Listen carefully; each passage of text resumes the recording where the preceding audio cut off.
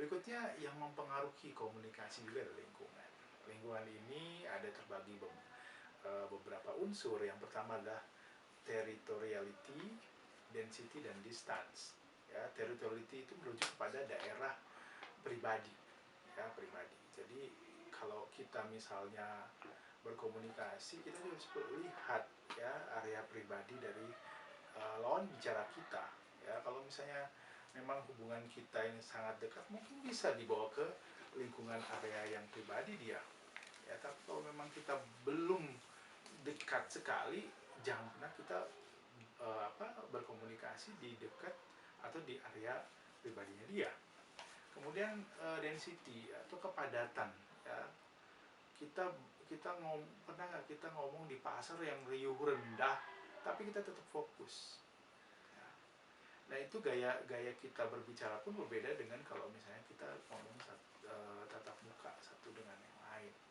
Yang kemudian yang ketiga adalah distance atau jarak. Ya. Nah jarak ini juga penting. Orang kalau misalnya dia menjaga jarak, berarti kita juga sudah ada satu pemikiran bahwa oh ternyata ada pesan yang disampaikan oleh dia nggak mau deket-deket gitu. Sama kan waktu kita lagi ini pandemik ini kan harus 2 meter Pak, ya mungkin 10 meter kita pakai intercom. Pakai intercom. Ya, jadi sebaiknya yang kita lakukan bersama dengan pasien ya itu kita lebih ke social distance, jadi jarak sosial ya.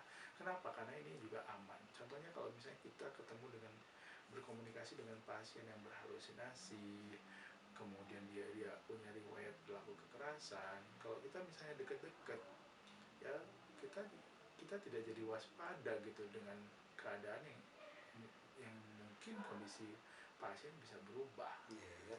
Karena saya punya pengalaman ada perawat dia komunikasi dengan pasien ini memang lagi diisolasi, kemudian pasiennya cuma bilang deket aku ngomong-ngomong, nggak ada raut wajah yang misalnya dia marah, tapi begitu waktu perawat yang datang ngobrol sebentar, halusinasinya muncul, kemudian dia lakukan tindakan kekerasan kepada si perawat tadi. Ya, jadi memang kita harus perhatikan ya pada waktu kita berkomunikasi dengan pasien.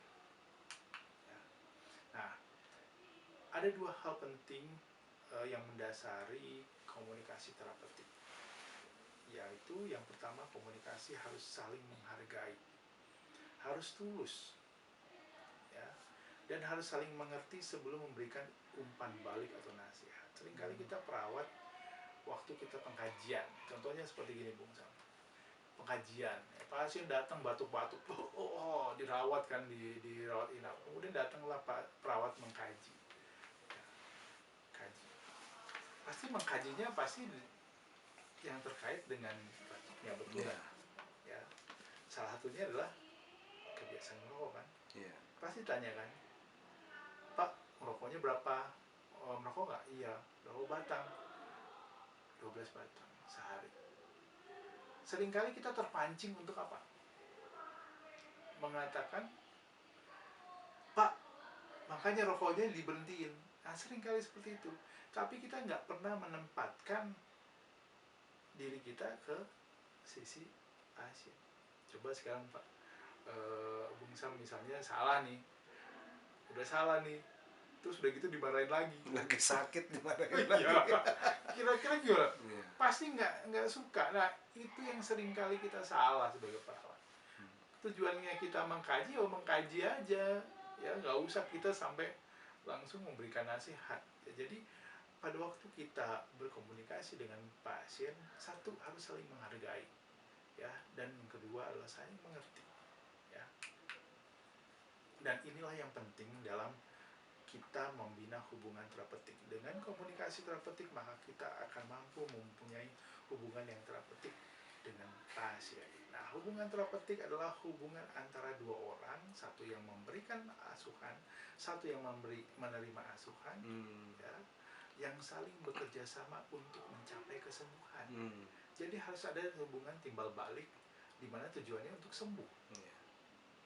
Jadi ada juga peran dari pasien itu sendiri harus ada ya, Iya, timbal balik. iya, berbalik.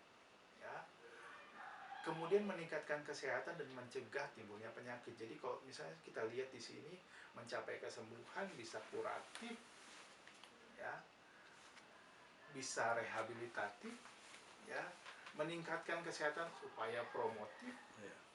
dan mencegah timbulnya penyakit berarti upaya Preventif. Berarti semua ini lini ini harus dikuasai oleh perawat. Ya. Nah, kemampuan perawat menciptakan hubungan terapeutik ini sangat penting sehingga kita harus menggunakan diri kita seterapeutik mungkin bagi pasien. Jadi kalau seandainya di dalam perawatan medikal bedah kita perlu beberapa alat untuk dapat memastikan suatu diagnosa. Jadi alat yang terpenting dalam jiwa kira-kira apa? Diri kita sendiri. Oh. Apa yang kita bawa diri kita. Itulah yang menjadi modal kita untuk merawat pasien sebagai alat terapi. Ya. Saya sangat sangat sangat menganjurkan bukan hanya di jiwa kita perlu bahasan komunikasi terapeutik. Di medikal bedah pun juga. Ya. Sama seperti pada waktu kemarin kita bahas tentang bagaimana penyakit fisik memberikan dampak psikologis. Ya. Orang misalnya mau diamputasi dia diam-diam aja termenung. Apa kita tetap berkonsep kepada fisiknya aja. Betul. Tanpa melihat sisi dari sisi psikologisnya, ini juga penting. Jadi komunikasi terapeutik itu bisa di mana aja. Ya. Oke. Harus juga ada penerimaan dari kedua belah pihak. Ya, saya terima pasien saya sebagaimana adanya. Jangan kita pengennya, saya pengen pasiennya yang seperti ini, jangan. Kita harus terima pasien kita apa adanya. Dengan seperti itu, maka pasien akan merasa bahwa dia diterima dengan tulus. Ya. Dan tidak ada sikap untuk menghakimi. Ya. Berikutnya trust. Ya. Trust, rasa percaya. Rasa percaya ini sulit. Ya, sulit untuk sekali baru ketemu pasien akan bicara semuanya. Perlu waktu. Ya, perlu waktu dan kesabaran. Ya. Nah, bagaimana caranya supaya bisa timbul rasa percaya si pasien ke kita? Yaitu bisa saja dengan adanya menunjukkan kehadiran kita. Saya ingat pada waktu kita masih mahasiswa, ya, waktu pasien bel, ya, kemudian dia mau buang air, ya, oke Pak, ya, ini saya pasang, ya, nanti kalau udah selesai pencet bel lagi. Kemudian kita kerjain kan teman kita pergi biar teman kita yang ngambil kan, ya. Itu tidak menunjukkan bahwa kita hadir bagi si pasien. Bagaimana pasien bisa trust kalau kita tidak menepati janji kita? Ya. Oke.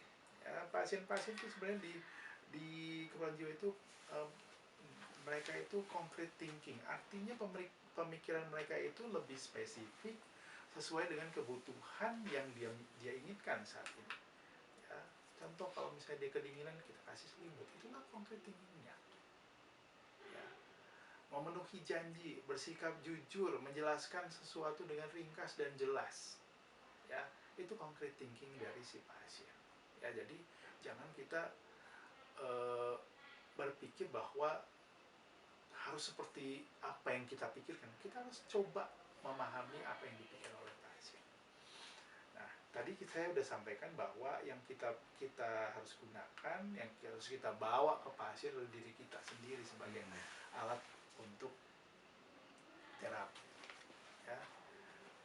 Nah, hal yang dilakukan untuk menjadikan diri kita sebagai alat yang terapeutik adalah dengan meningkatkan kesadaran diri kita dan pemahaman terhadap diri kita. Jadi balik lagi, ya, orang sehat jiwa itu tahu kelemahan dan kelemahan dan kelebihan kita. Ini yang perlu kita sadari.